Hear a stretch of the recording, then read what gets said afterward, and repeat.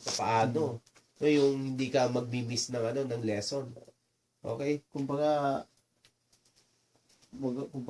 instead na magpahinga, parang, ay, Oo. may ano pala. Oo. Babalik ka dun sa ano eh. Okay. Sa Job 23 verse 12, sabi, ako'y hindi umiwalay sa utos ng kanyang mga labi, pinagyaman ko ang mga salita ng kanyang bibig sa aking dibdib. No? Na sinabi to ni Job, alam niyo yung nangyari sa kanya eh.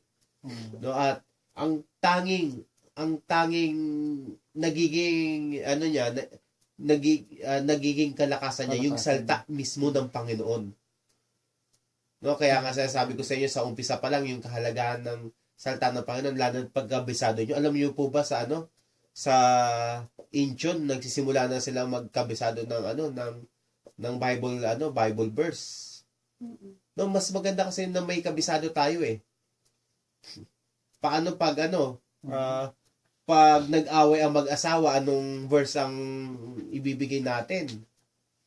No, kung maski nga panliligaw maski liligawan.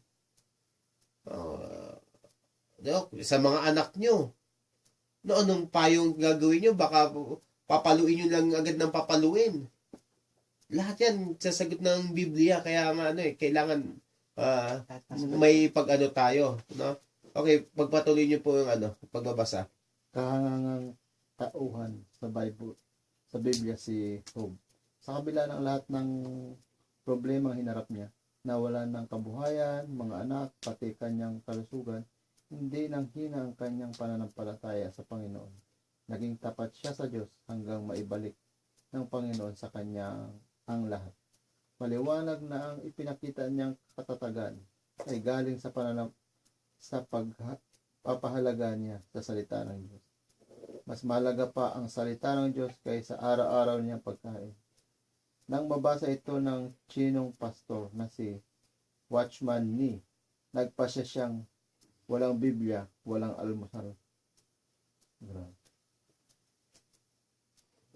Number 2.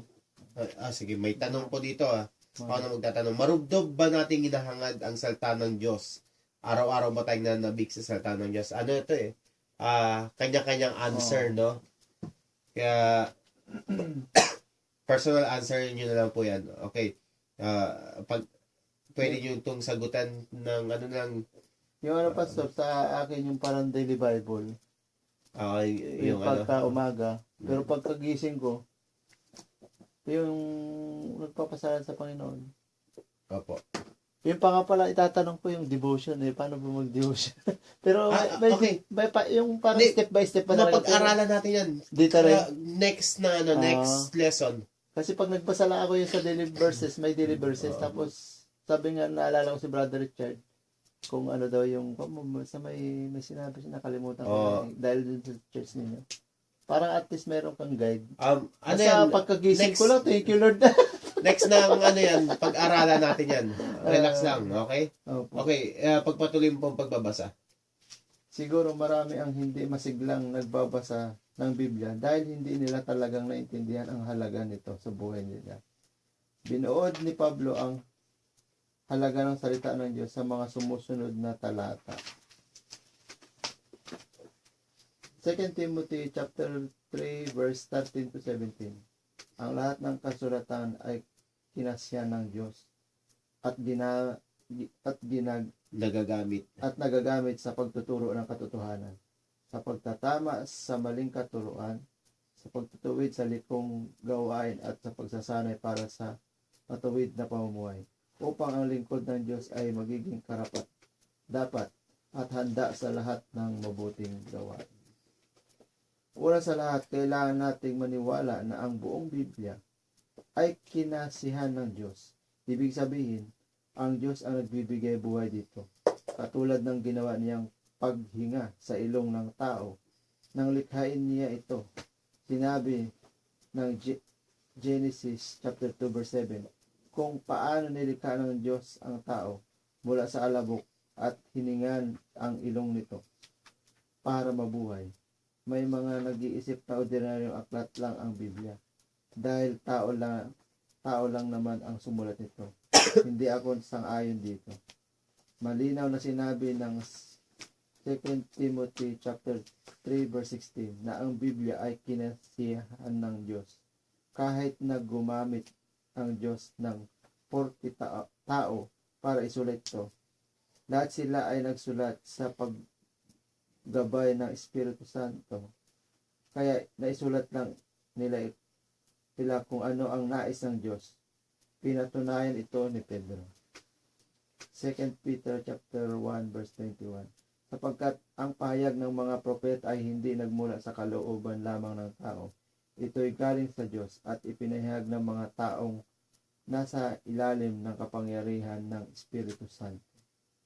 Dahil ang Biblia ay salita ng Diyos, nagpatuloy si Pablo sa pagsasabing, magagamit ito sa pagtuturo ng katotohanan, pagtatama sa maling katuruan, pagtutuwid sa likong gawain at pagsasanay para sa matuwid na pamumuhay na magreresulta sa kompletong paghanda sa isang tagasunod ni Kristo.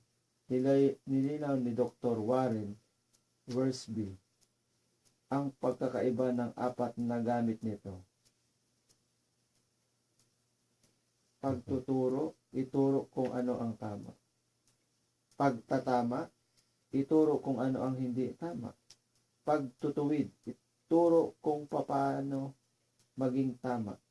Pagsasanay, ituro kung paano laging maging tama. Kailangan simulan natin ang pagpapahalaga sa Biblia.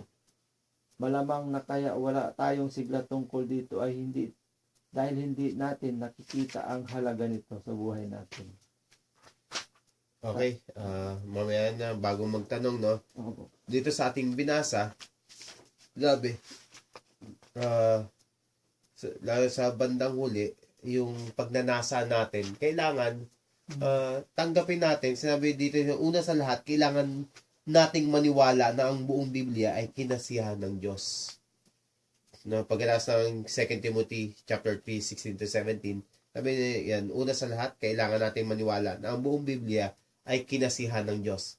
Madami ngayon nagsasabi kasi na ang Biblia ay sinulat lamang ng tao. Tama, mali? Tama. Good, tama. Akala ko magiging mali. Ang Biblia ay sinulat ng tao, pero kinasiyahan ng Diyos. Ang ibig sabihin na yung 40 tao na author na to mula more than 2,000 years ago hanggang